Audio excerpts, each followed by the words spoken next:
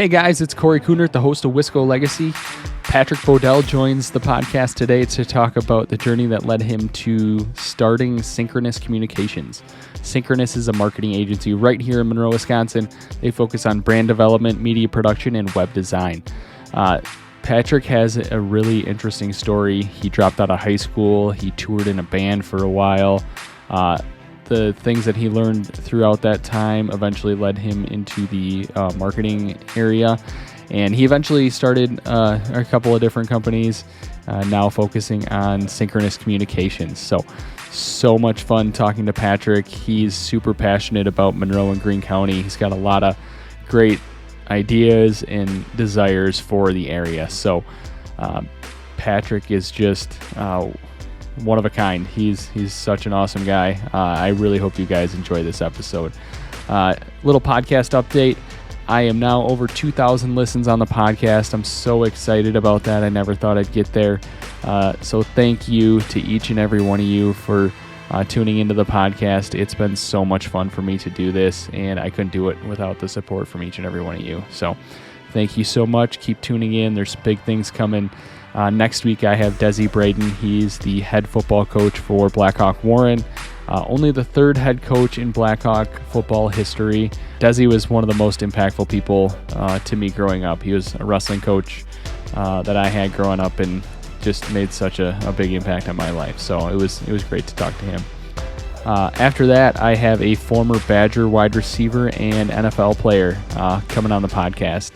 You'll have to tune in, check out my social media pages to see who that is coming up here soon on Wisco Legacy. So excited to get that episode out there too. So with all that, let's dive right into the episode right here with Patrick Bodell, founder and president of Synqronus Communications, right here on Wisco Legacy. Hey, this is Patrick Bodell, founder of Synqronus Communications. This is my Wisco Legacy. Patrick, welcome to Wisco Legacy. Thanks for having me, man. I appreciate it. Absolutely. So on today's episode, I want to talk about the journey that led you to Synqronus Communications. So we'll start off when you were a kid. Talk about where you grew up and all that. Sure. So I'm not actually a Monroe or Green County native. My family moved here in the early 90s. So I would have been in junior high. I was a kid. And so I came from a very kind of artistic family. So my dad's a musician, my mom's an artist. And so I always had kind of this creative thing in my life. And I moved to Monroe. My hometown is actually Galena, Illinois.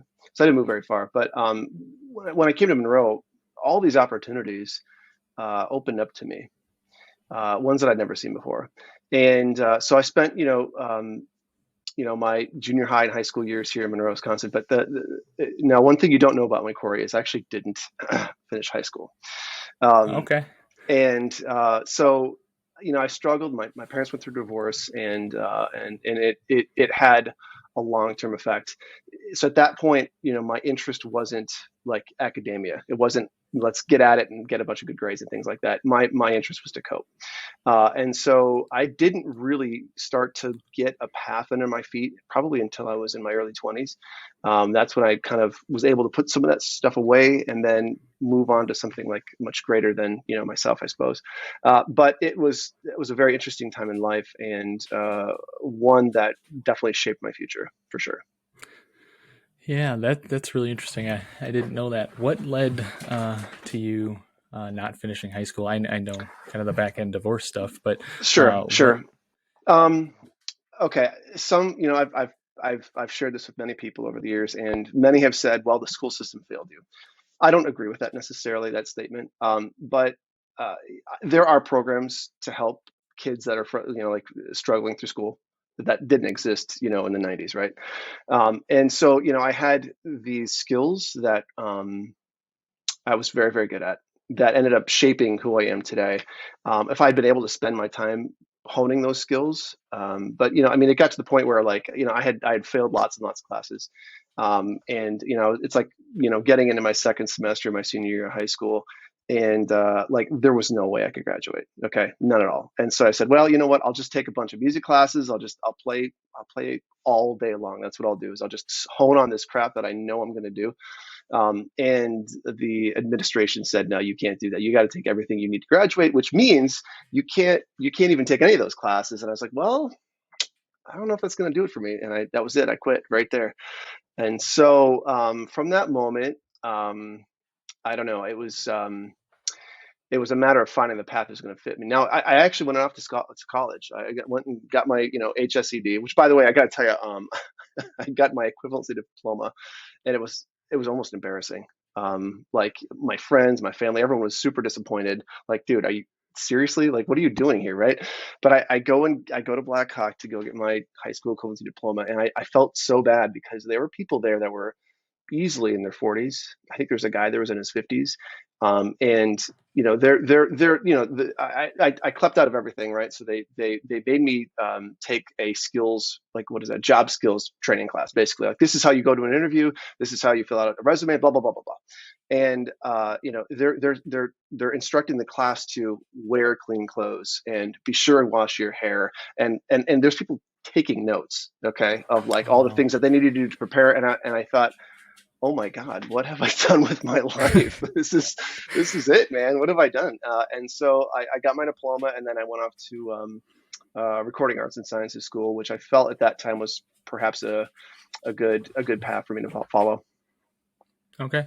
Yeah, And you went up to Madison Media Institute, I is that did. right? Or I okay. did, which unfortunately is now defunct. They Yeah. lost what little accreditation that they had, and then since the government wasn't able to finance the students with student loans, then they lost their base, and it was very very expensive. I mean, it was like 20 grand a year or something like that to go to that school.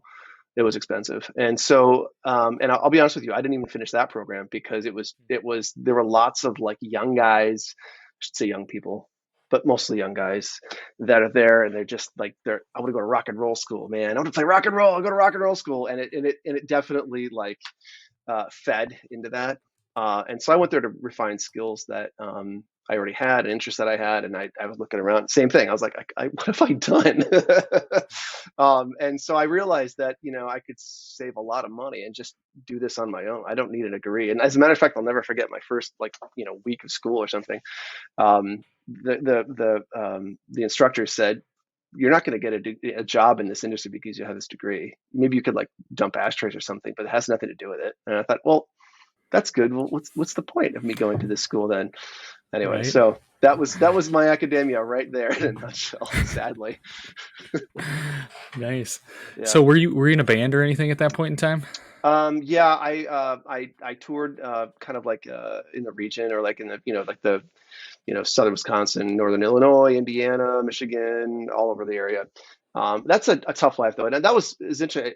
It's interesting that you asked me that because at that time I was planning on being like a professional musician, recording engineer, record producer, and so I was spending all of my time doing that. The problem is, even if you're successful doing those things, it's a super difficult life. You're away all the time. You're in clubs until 2 or 3 o'clock in the morning all the time. You're driving all the time. I mean, your life is just like this all the time.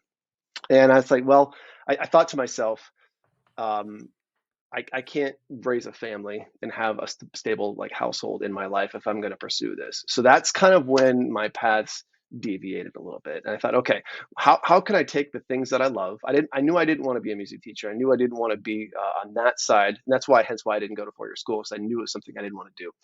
And I was debating like, what can I do with this, with the things that I love in my life?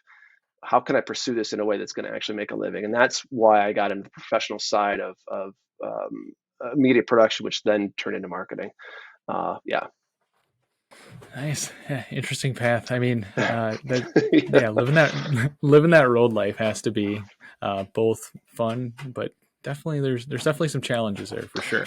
I will say I played in a group. I played in like a 7 piece, and we played all over the place for probably 5 years.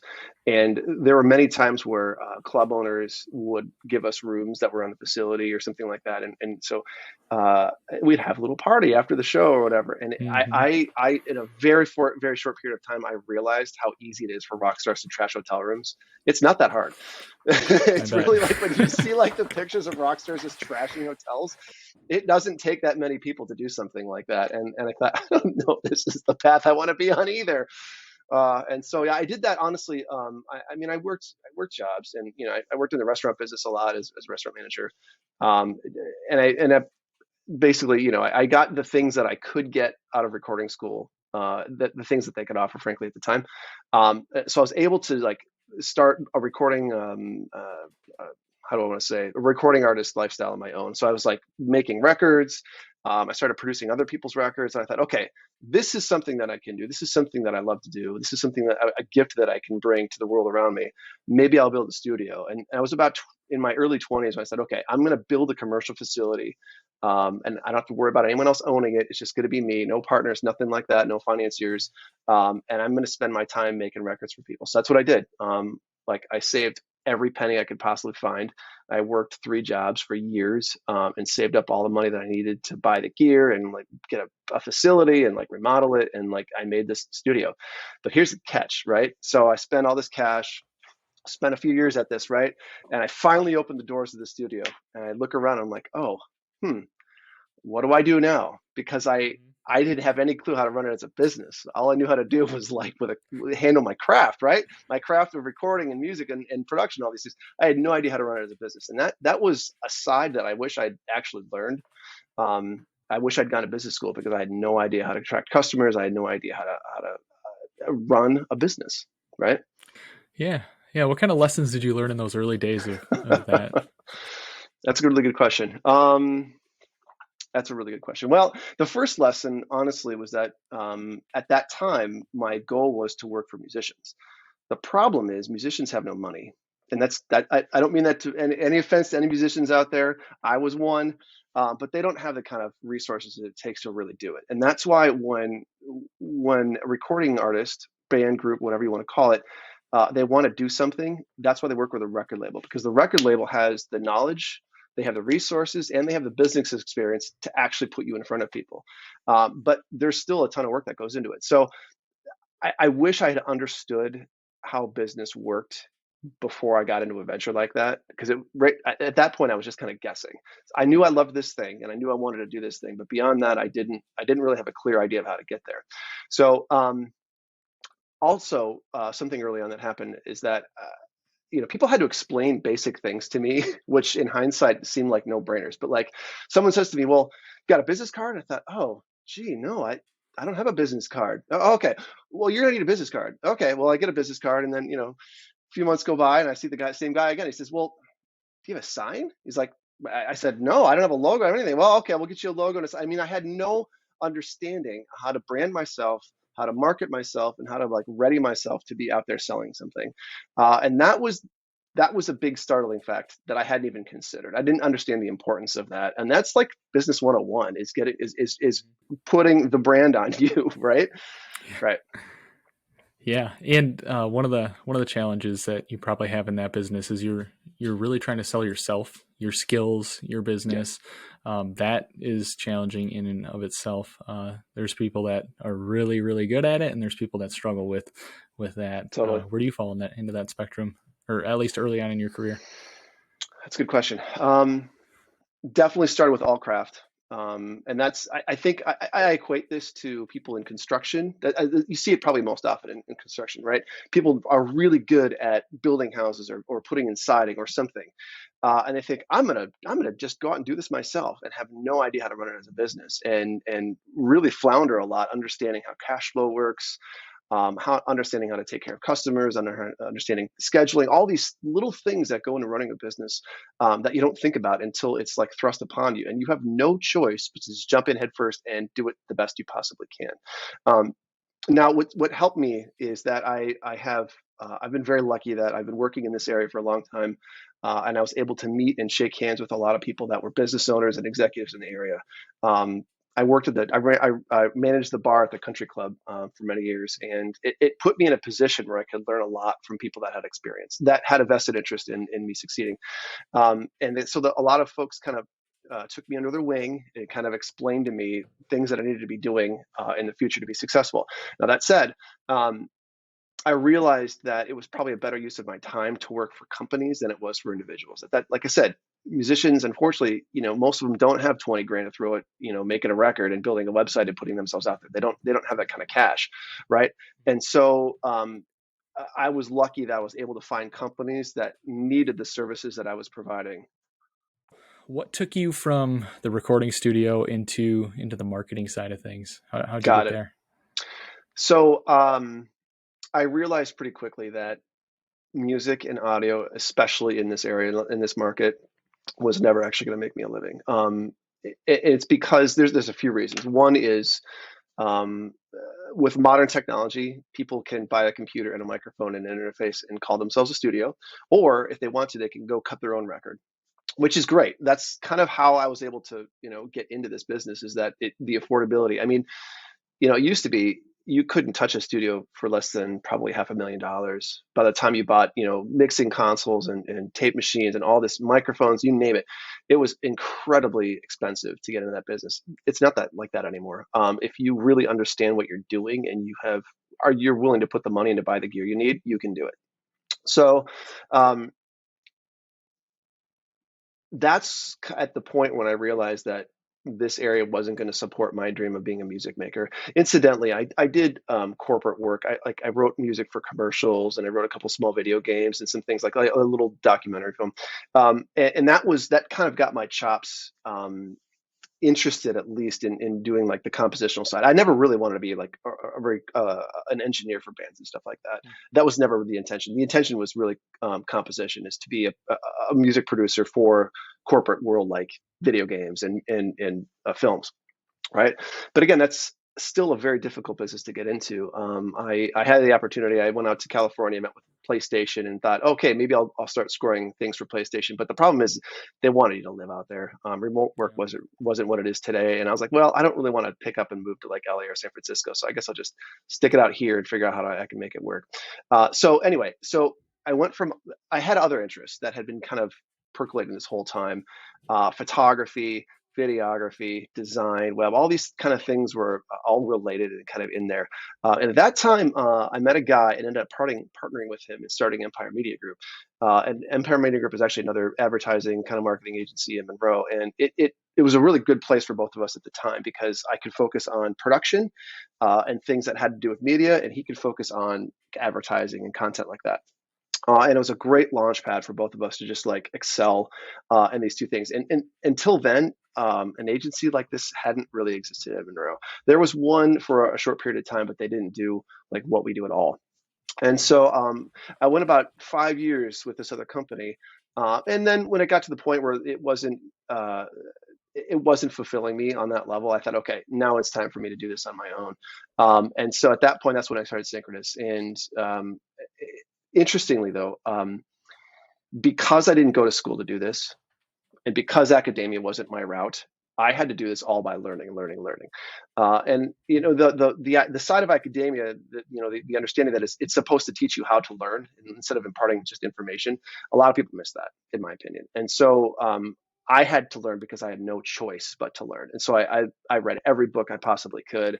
I would go to events. I would go to pay for master classes, anything that I could to learn about this craft and bring it home. And so slowly and surely, I started to take all these production elements and ideas that I had and skills and experience, and then started to figure out how to turn them into like ad content and content that could support someone else's message. And then basically with time and relentless effort, that's how I got there. That's how you got there, huh? That's awesome. Yep. Can you talk about the community of Monroe is, it's a 10,000 person town, smaller rural type community. And can you talk about the community support you have for Synchronous? It's pretty incredible to me. Thanks, man. I appreciate that. So have you ever read Simon Sinek before? Yeah. He's a great, kind of leadership guru, marketing guru. He's just a really, really brilliant guy. He's able to take a lot of people's ideas and really put them together into something a lot more comprehensive. But he wrote this great book about Start with Why. That's the title of the book, Start with Why.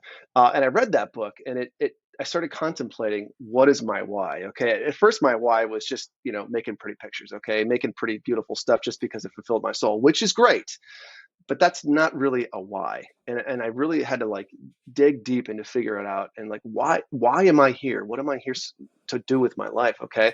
And that was right around the same time that I started getting really involved in the community and the county. And I realized, um, Monroe and Green County is an exceptional place, one of a kind, as a matter of fact. It's very interesting that the sort of things that exist here, the people, the resources, the events, that just what it is every day in this place is just mind-boggling to me. It's for such a small little area, right? And I thought, okay, well, if I can use my tools to better this place, that should be my purpose in life, is to take all these things that I love, put them together and apply them to make Greene County and Monroe a better place. And no area is perfect, no community is perfect, and we've got a long ways to go, I think. But that said, there's a tremendous amount of talent here. There's a tremendous amount of opportunity, and people that have lived here for 40 years might not even realize that. It's absolutely extraordinary what exists here. And anyway, so that's kind of, I guess, my path to having this idea, having this thing that I loved, building a business around it, and then figuring out what the bigger purpose of that business might be. And he actually, Simon Sinek illustrates a great point in that your pursuit in life should never be about money. In other words, money should always be a result of you doing something of greatness. And when I say greatness, what I mean is something that's fulfilling to you, fulfilling to someone else. That's greatness. Okay. Just stop right there as far as like what the greatness is. But the point here is that if money is a result and not a pursuit, we can accomplish a heck of a lot more. Right. So if I had started out in business with money as the pursuit, I never would have done anything that I've done so far, because and that's been the biggest struggle. I'm probably stumbling upon your next question here, but my biggest struggle in building this in this area is what we do is not cutting edge as far as the rest of the world, but it's pretty new for this area. And a lot of people, I mean, there are businesses that are 3 or 4 generations old that are very successful, that have continued to be successful. They say to me, why do I need a website? Why do I need any of these other things? We're doing just fine. And they have a point. The problem is that's how people find information. That's how people make a decision on purchasing a product. That's how we make assumptions about the things that we, the area that we live and the things that we buy and what we do is we look stuff up. Okay. Go to Amazon. I'm going to buy that pair of shoes. Well, I better look at the reviews first and see what they have to say. A lot of people don't get that here. And so the other part of what I'm trying to do is educate others as to why this is really important, why you need a really clean looking brand, why.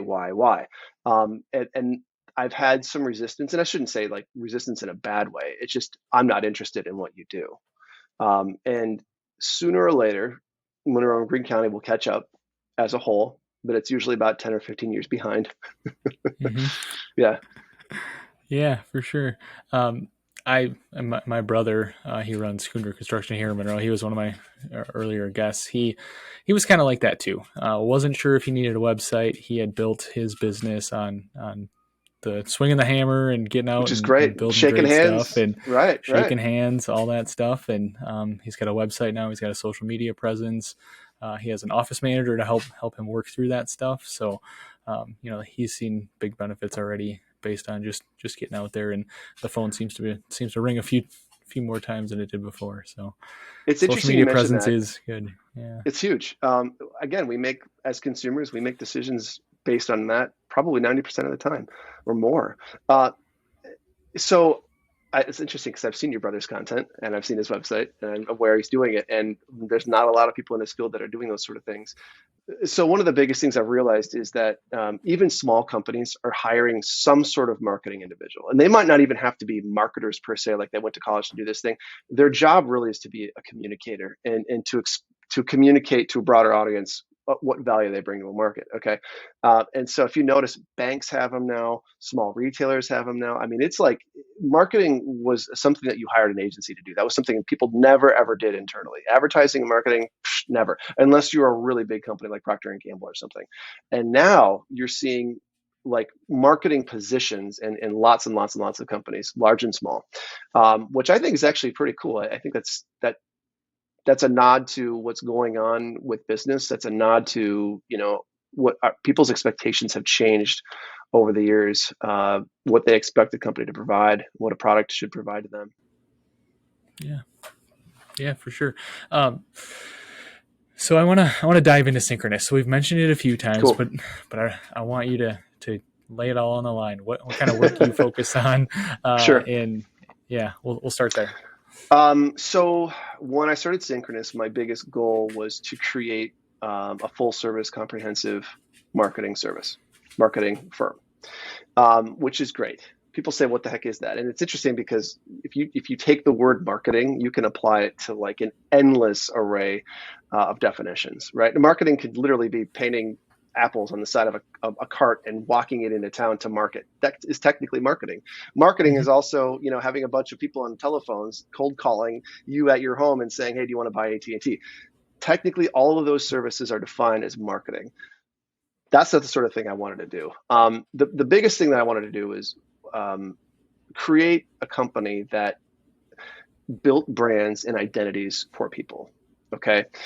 So, our three pillars are brand development, media production, and content marketing. So I'm just going to briefly cover what those three things are and then how they kind of filter out to like what a client gets at the end. So if you look at the term brand isn't like the logo on your chest, okay?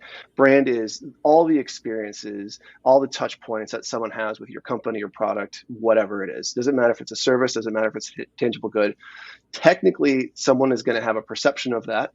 And our job is to make sure that they have the right perception of whatever that product or service is. And you can do that through several things. But defining what that little symbol should stand for, that's technically what branding is. So in other words, when you see the Nike emblem, we have these things in our head that are already predetermined that we think of, okay, that's what Nike stands for. And we do that with every major brand. We don't even think about what you think of Starbucks, Kohl's, Kmart. Like we have these, Walmart, that's a perfect example. We have these predestined notions of what these companies stand for and what their products are. And the reason for that is because lots of people have spent a lot of time and money making sure that you understand that. So that's brand development, okay? Media production is the side of building the content that supports that idea, okay? So that in our case is videography, photography, and that could be events, that can be products, that can be, you name it. Design, so that's graphic design, and that's in terms of making online content, printed content, anything that has a look and feel that you need to define who you are as a company. Website development design, same sort of thing, only that's the online version of what that design should be. Side note to web development, there's a lot of web companies, I would say majority of web companies are very good at making websites, but they're not themselves marketers. And our job is, when we build a website, our job is to make sure that the website is geared towards producing a purchasing decision. Okay. So what is it like for that customer to come to that website and experience you and go, geez, I guess I'll browse these products. What do I think of these products? Oh, that's great. Maybe I'll put this one in my cart. All those things are predetermined when you build a website to make sure that whoever is the user of that website wants to be a part of what you're doing. So that's the website development side of it. The last is research. That one isn't something we get to do all that often because the market doesn't quite need it all the time. But we do a lot of consumer research with focus groups and qualitative work, including quantitative work. So that's the statistical side of research, which is 60% of people like grape jelly. Okay. And so we have a market research guy that works with us. And if a company has a question in market preference of a product or a service or whatever it is, that's generally how we answer that question.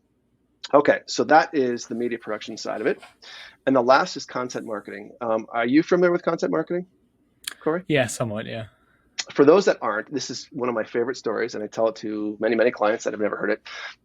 So content marketing is really building content in an altruistic way to create trust with a potential market Okay, so what I mean by that, this is a great story.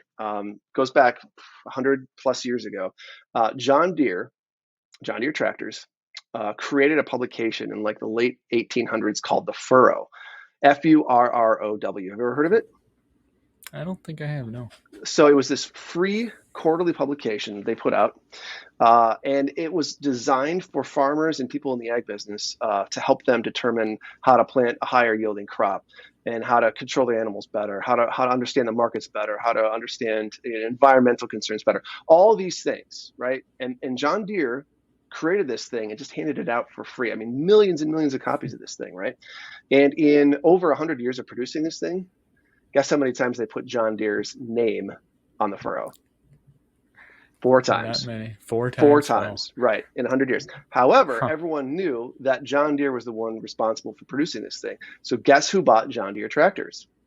Readers of the Furrow. Okay, so Mm-hmm. that is the best and earliest example of what content marketing is. John Deere was never saying, hey, we're John Deere, we're the best, you should buy from us. They said, hey, we're going to give you this free information, we're just here to help you. If you guys want to make a purchasing decision and come buy a John Deere, you can do that, but we're not going to like sell you John Deere tractors. That's not the point. And so that's kind of what the old school version of today, what modern content marketing is. Okay, so when you see companies doing YouTube videos on how to like fix your drywall or how to do this or how to do that, there's a reason why they do that.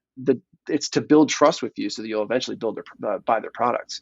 And so we do a ton of that kind of work. And the point is not really asking for the sale, but just offering something free and to build trust. And so we do that through many, many, many digital channels, social media, Google, YouTube, you name it. We're kind of all over the digital realm as well.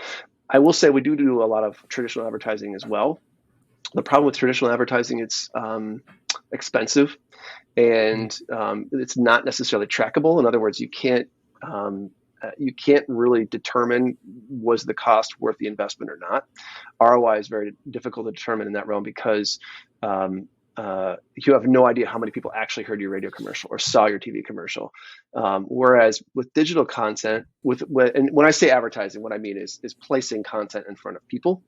I don't necessarily mean an ad that says buy this product, but when you place content in front of people digitally, you can actually track where they were, what they were doing, what they were clicking around that was nearby. You could determine all these things to understand the customer's journey a little better.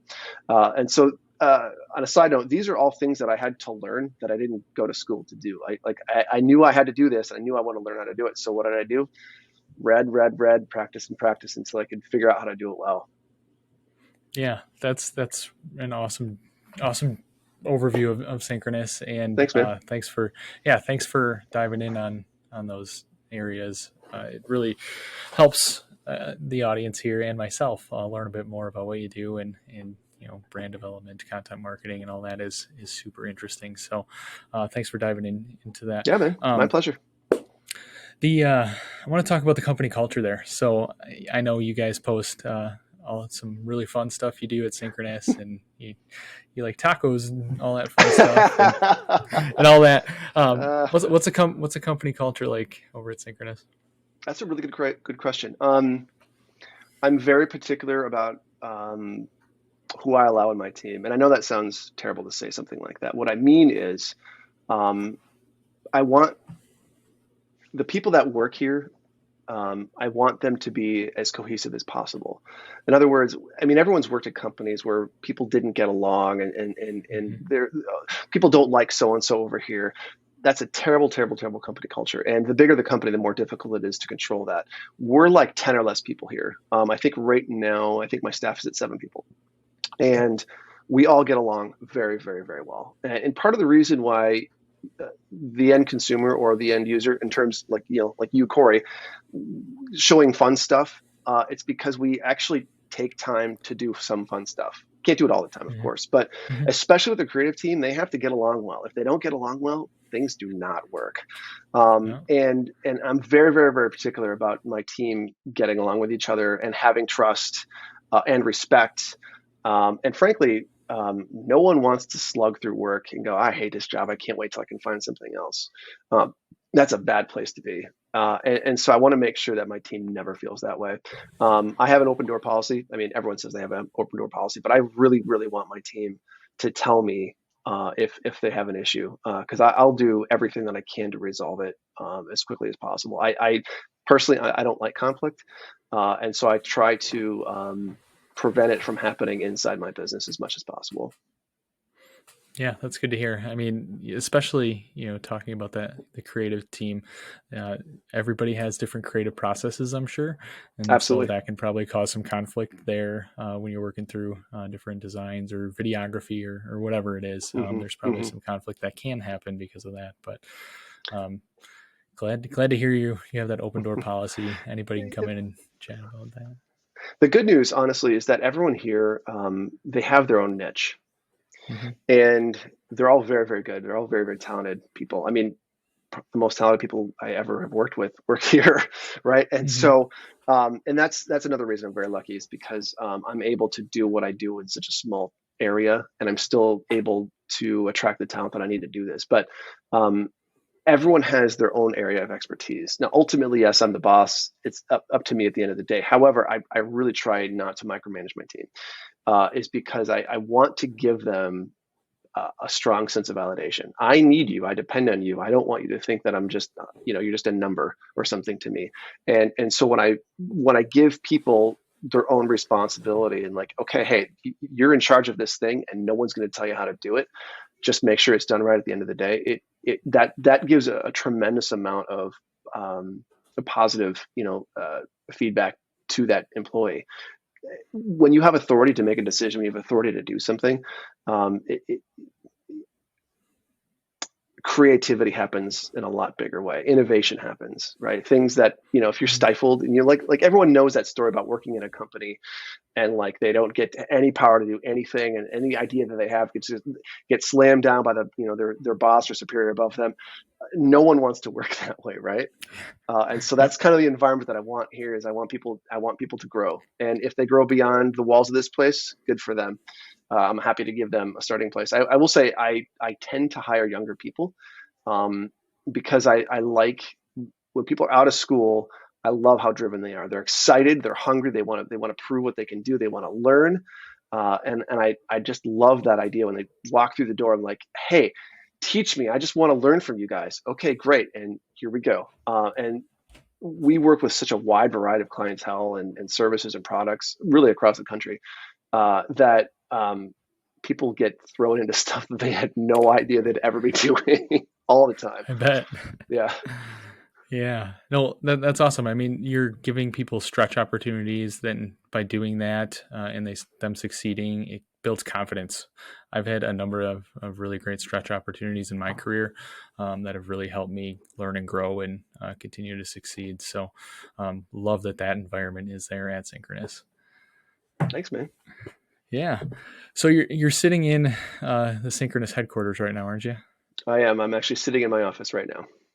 Awesome. So it's a beautiful brick building. You got exposed ductwork in there, and I've only been in there once, but it's a really cool place. Can you talk about Thanks, man. uh, getting into that building and just Sure. talk about the building and how that helps with your business? Sure. I'm going to back up a couple of steps to get you here. So Okay. when I started Synchronous, I had left my previous company that I started with my former business partner. And I had left an established business that had a building, that had offices, that had a studio, that had all this equipment and all this staff and clients, and I walked away from it. And it was probably the most difficult, by far the most difficult thing I've ever done in my life, is knowing this is where I need to be. This probably isn't going to get me here, and having the discipline to say, okay, this is what I have to do. And so I literally, when I left, I packed up what equipment was mine, which was a lot, and I filled my house to the ceiling. All of my closets were full. My basement was full. My garage was full to the ceiling with furniture and equipment and you name it. And I thought, okay, well, here we go. And when I started Synchronous, it was 6 years ago, last October. So actually, we just hit the 6 year mark. It was just me in my basement. I did have some staff, but we didn't have any place to meet. We didn't have anything going on like that. So I would get up. And by the way, I was like, when I was a kid, I was never a disciplined kind of guy. Okay. I was never like, having my day planner and all the tasks, all the goals. I never was a goal oriented. I just kind of rolled with it. Okay. But I knew that if I didn't become an extremely goal oriented person, I was just going to like float away. And so I would get up every single morning and I would put on my shirt and tie and I would take my little girl to daycare and drop her off and then come back and sit down in my office with a cup of coffee and get to work. And I didn't even know what work was going to be that day, but I knew I had to do something. And the reason I put the shirt and tie on is because I knew that if I didn't put myself into like work mode, then I was going to like take a nap or watch TV or go have a snack or like, oh, I'll go do it. I'll take care of the work later. I had to like get to it. And I knew if I didn't do that, that I'd fail. So after about 6 months, again, of trying to like run this business with like some staff and like a bunch of equipment. I mean, it was really crazy trying to like load up a bunch of production gear out of my basement and going off and doing a job and then coming back. And I mean, it was like 6 months of that crap. So after 6 months, I found a really nice building here in town that used to be Century 21. And the owner let me do some changes to it and kind of break some walls down and make some production spaces and things like that. And we were in that building for about 4 or 5 years, and it was at the time absolutely perfect. The only downside was that I didn't have the space that we needed to do production. I just really didn't have it, and so out of the blue, the owner of the building that we're in now approached me and said, "Hey, are you looking for any commercial space?" And I said, "Well, no, I'm in a lease, but sure, I'll take a look. What the heck?" And I walk in. For anyone that doesn't know, this is located in the space that used to be the old Paul Mitchell School. So in this space, 2 floors above the Buggy Works restaurant, used to be this like hair salon school, right? And when they left, they didn't trash it, but it was not like pristine looking when I walked through the door. And I walk in and I thought, oh my God, I really need to consider this place. And I spent a full year debating whether or not I should actually consider doing this.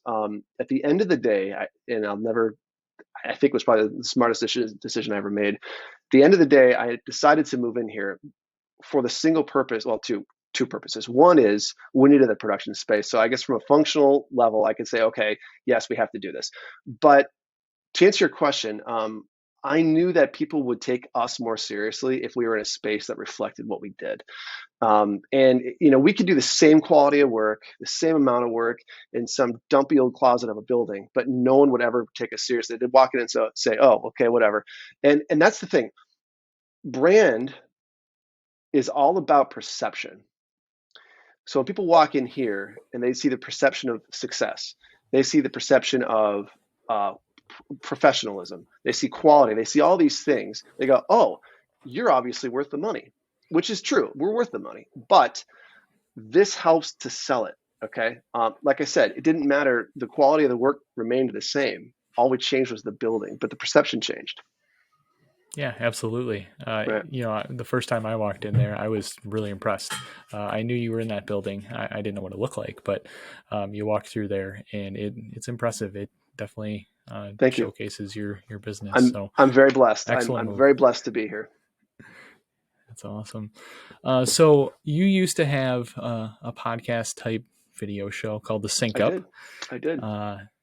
Can you talk a little bit about what you used to do with that? Sure. And is that ever going to come Sure. back? That's a good question. So when we were in our previous building, we had this big bay window that faced the teller line of a bank. Okay. And so I realized at the time, Synchronous was brand new name. I mean, it doesn't even phonetically spell properly. Like people don't know, like how do you even pronounce it? They don't know what we do. Okay, and I'm like, well, how do I combat some of that? And so I thought, well, maybe what I'll do is I'll just run like a demo reel of videos, put a video screen like a TV right in this window, and like maybe I'll just do some reels of the stuff we make.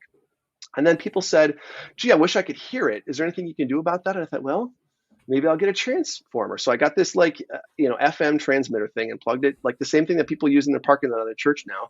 I got one of those and plugged it into the TV. And so people would pull in, this is serious. People would pull into the teller lane and turn on their radio and listen to the TV that was playing in the window. Okay. And that was cool. But then they really didn't understand. Most people don't understand what a marketing firm actually does. And I thought, okay, well, maybe we need to explain to them, like, this is what it is. Okay. Like, all the videography and design and websites, people kind of get all that, but they don't understand what the end goal is, what the end point of doing that is. So I started doing this like quick little video thing explaining like what marketing was and how we do it and whatever. And it had some traction, and and I had no training in doing any sort of podcasting, anything. I had no interest in it. Frankly, it wasn't even something that it occurred to me. People said, "Oh man, you should really do that some more. People really like it." Like, you're a natural. Like, what are you talking about, man? I'm just blah, blah, blahing in front of a microphone, but they said, do it. So interestingly, the marketing stuff wasn't interesting at all. They didn't give a shit, excuse me. They didn't care at all about the marketing stuff. It only became interesting when I did what you're doing and it brought in guests. So I started bringing in guests and talking about whatever was interesting. Like, maybe it was a company, maybe it was a CEO, maybe it was a leader of some organization, maybe it was someone that had an interesting talent or craft. I would bring in anyone just to talk to them. And God, it got so popular. I couldn't believe it, to the point where my production staff was so busy doing other productions for clients that we couldn't keep up. Unfortunately, that was the first thing that had to go, because when we were doing it, like, I had like a couple of cameramen, I had an audio engineer. We would like do like, probably a 20 or 30 minute. This is before like we could do this kind of stuff. This didn't really exist, unfortunately, even a few years ago. And so like my production team would have to get together and like cut all this video together. And we did one every single week. So I was like booking guests and doing all this. I mean, you know exactly what I'm talking about. People have no idea how difficult it is to do that, right? And so to answer your question, I'm definitely interested in doing it again, maybe at a higher level. I just need to have a much better structure underneath it, because it was a lot. But back to my why, right? My interest is to elevate Green County, and it starts with people understanding how incredible it is to live here, right? Yeah. Yeah, for sure. That's part of my interest here too, with Wisco Legacy, is to not only elevate Wisconsin. That's kind of the big, broader goal. But right now, I'm trying to build the brand down here in the Monroe and Green County area. So we have similar interests in that. Yeah. So switching back to Synchronous a little bit, what are some of the more rewarding either parts of your job or any specific projects that have been really rewarding to you? Sure.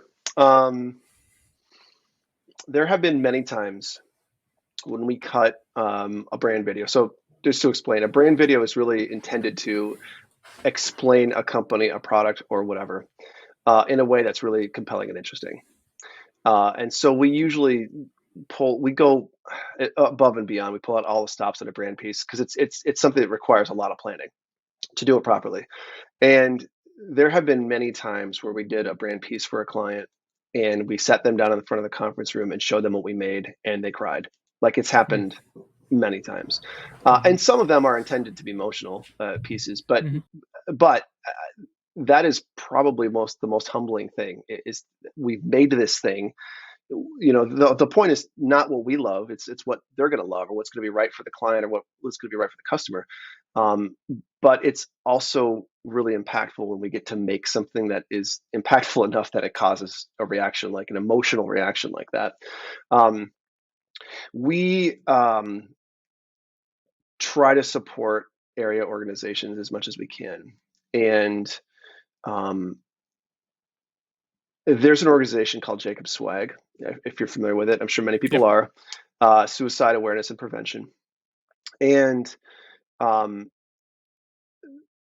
the story of that organization is unbelievable. This family was beset this tragedy with this young boy committing suicide, and instead of imploding and falling apart, what they did is they took all that energy and turned it into something positive, and frankly, much bigger than they are now. I mean, it just has turned into this gigantic thing.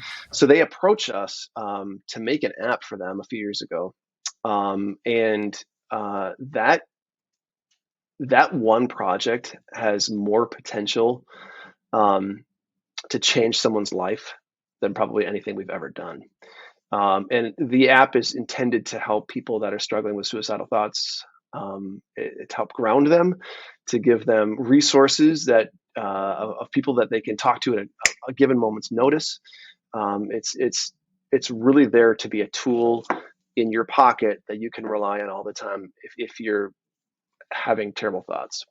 At one point, I was having a conversation with the founder, Terry Ellefson, and I asked her when we started construction on the app. I said, "Well, what's your definition of success here? Like, what's the line in the sand that says yes, we're successful, no, we weren't?" And she said, "If one person, well, if only one person uses this and makes a different decision, takes a different path, then we've had success." And I thought, when she said that, I thought, my God, that's the most impactful thing I've probably ever heard in my life. Most of the stuff that we do is measured in how many units can we sell, or how many impressions can we get, or whatever. But now we're talking about someone's life here, right? And that's when it got pretty real for me. Yeah.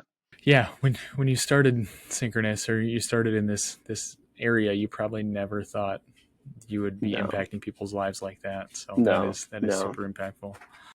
Yeah. And I'm pretty committed, as you said, to the community. I support a lot of service organizations and nonprofits. And, when I said that money should be a result of something great, that's kind of what I mean, is that I'm not in it for the money. Yes, I need to make a living. And yes, I want to be able to live comfortably or whatever. Everyone should do that. But that's not my reason for this. My reason really is to make Monroe and Green County the model for the rest of the state, or hell, the tri-state area. I mean, I feel that strongly about this area and the people in it, that I feel like this should be the example that people follow. Like, I wish we could be like that community. I wish we could be like that county. And I can bring my part of the puzzle. There are lots of things that I can't do. I'm not, a major investor or a bank financer. I'm not a major employer where I employ hundreds or thousands of people. I'm not a developer. I don't make homes. I can't do any of that kind of thing. This is what we can do. And we're very blessed that we can do it pretty well. So how can we take our tools and the stuff that we do and be a part of that bigger puzzle, right? Mm-hmm. Yeah. Help showcase Green County and right. Monroe. I feel like we have the resources and we have the people to do that. We just need to get it in place and keep moving forward. I'm right there with you. I agree, man. Yeah. So you mentioned the community involvement a couple different times. What is the kind of importance to you? I know it's probably twofold. It fills your cup up on your personal side to help others and give back to the community. It also probably helps business with networking and things like that. Can you just talk about a couple of the organizations that you've been involved in and how they've helped along the road? So when I was a kid, I had no interest in any of that. As most kids don't, right? Yep. And so, I left the area and went and played Rockstar Guy, and went to school briefly and did this and did that. When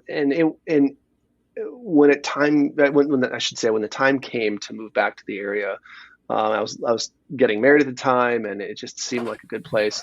And starting this business, I bumped into a colleague of mine. And he said, "Oh, you're back in town. You got this business going on." I said, Yeah. I'm really, I was telling him about what I'm doing, and I've got these aspirations and all this stuff I want to do. And he said, "Well, you should really join a service organization. You should really join a service club." I thought, okay. And then 6 months went by, and I didn't think anything of it, and I forgot and didn't care. And I bumped into him again. He's like, "Well, did you join a service club?" I was like, "No." He's like, "Okay, I tell you what.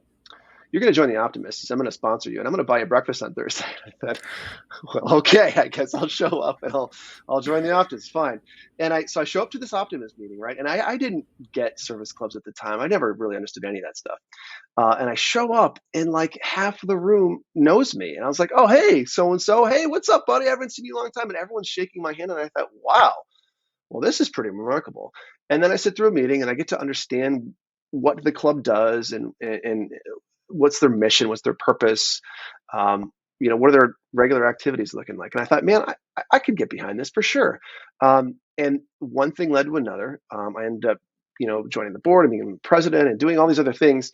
And it was so fulfilling that I started doing it in other groups as well. And I ended up joining the Kiwanis, in very similar mission, only a different way of doing it.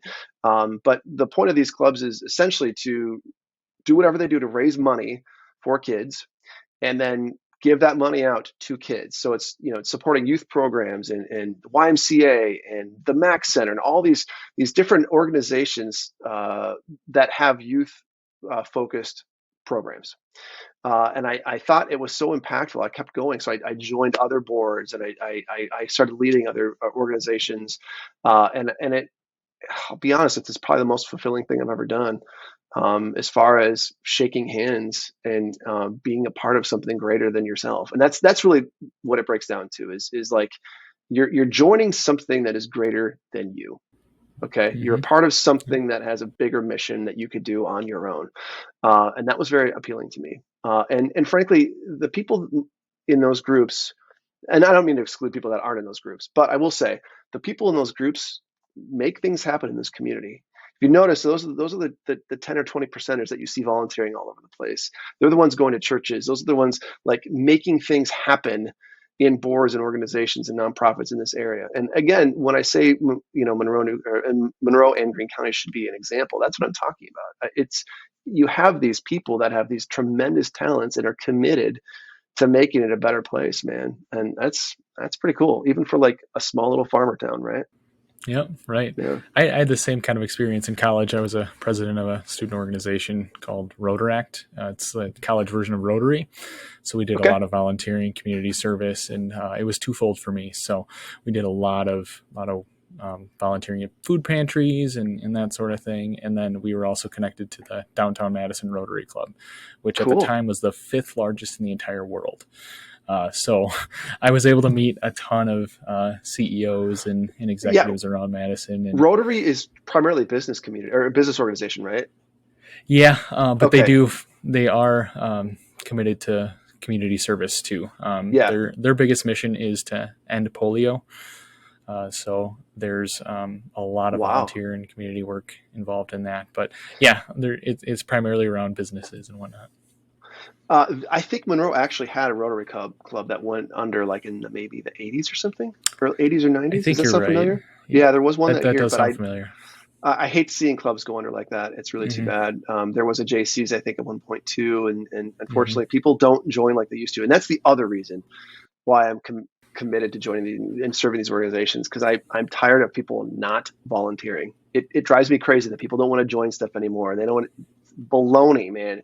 If you're gonna live here, you got to pitch in. That's how it is, and so that's Hmm. Yeah. probably why that my a lot of my commitment is to make sure that these things don't die. What's the best advice you've ever received, whether it's business, personal? What's the best advice you've ever received?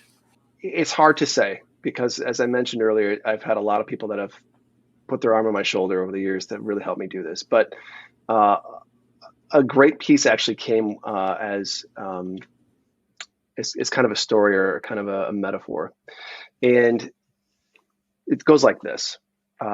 So when a sword maker or a metallurgist is making a sword or forging some sort of metal, right? What they do is they heat that sword up, and they take that sword and they just pound the hell out of it, and then they quench it. And then they do that process over and over and over again, as it's called tempering, right? And when you Hmm. do that, every time you do it, that sword becomes harder and harder and harder to the point where it's almost unbreakable. And so when anyone is going through life, I mean, all of us, as we walk through life, we're going to run into challenges unless we're, in our bedroom with our, ears plugged and eyes closed or something like that. If we're actually putting ourselves out there to do something, we're going to meet challenges, in many cases, huge challenges. And that metaphor was given to me because um, going through those challenges is like tempering the sword. The more time you go through that stuff and the more time you overcome it, hence the quenching, the more time you overcome that stuff, the stronger you get. And and I've carried that with me the whole time. This is now 15 to 20 years I've considered that, because every time I thought about throwing the towel in, every time it got really difficult, every time I thought, oh God, can I even endure any more of this? I think, wait a second though. The more you endure, the more you can take. So that is probably the single strongest piece of advice I've ever gotten, is the tempering of the That's sword. Yeah, that's really awesome advice. I'm going to flip this over. Okay. If you're obviously very passionate about what you do, you're passionate about the community as well. What advice would you give someone who's maybe contemplating starting their own business or really pursuing a passion for them? What advice would you give? Find people that can help you. That's it. Because I'm the guy without the business cards, okay? I'm the guy without the logo and the sign in the window. I had no idea. And I kind of thought that, but if I hadn't had help from other people, no way. And even Mm-hmm. the most successful people in the world, if you think about them, they are surrounded by others that are helping them. And Mm-hmm. that's really what society is all about, honestly. And so find others that will support you, that have a vested interest in your success, and ones that have the experience you need to help you make the decisions that are going to keep you successful in life, especially That's when you great want to throw in advice. the Yeah. towel. Yeah, for sure. That's really great advice. I should probably lean into that a bit more with this thing. I've built all this from the ground up, built my website, designed my logo, um, Wow, good doing for all the you. editing and production by Yeah, see, you're myself. way ahead And of me, man. I've learned some of this stuff in my day job too. But yeah, that's really great advice to lean into. Awesome. All right. I have some rapid fire questions around the state of Wisconsin. Then I have Sure. a final question to wrap up with you. Okay. Okay, cool. All right. First rapid fire question. What is your favorite restaurant in Wisconsin? Samba in Madison downtown. Nice. Hands Nice. down. That's eating is obscene when you walk into that I've never place. been there, so I better add that to the list. You absolutely have to add that to your list, man. Yeah, it'll change you. You'll be a Awesome. different person. It'll be before Samba and then after Samba. Okay, I'll even buy you dinner just for this podcast. Okay, let's go. Sounds good to me. Okay. All right. What's your favorite event in Wisconsin? Oh my God. My favorite event. I'm gonna have to say Cheese Days, man. That's I can't think of one that brings people together like Cheese Days in a way that's as epic as that. It's insane. Hmm. Yeah, I mean, we get 100,000 plus people in town for that weekend, and it's And just they like a high all school just love it. reunion. It's And so unbelievable. I uh-huh. actually find it difficult to get through my weekend because I'm exhausted at just like I see someone like, hey man, how's it going? And then like the very second I've addressed that person, there's someone else that I Uh-huh. care as much about that I want to talk to. And it's exhausting to have that many conversations with people over that weekend. Man, it's just it's on and everyone has that same experience, man. Doesn't Hmm. matter if you're young or old. It doesn't matter. It's just crazy. Yeah. Yeah, that's awesome. All right. What's your favorite place to hang out in Wisconsin? I'm gonna have to say the Northwoods. Three Lakes, Eagle River, excuse me, Eagle River. There's just something so special about that place. Yeah. Awesome. Awesome.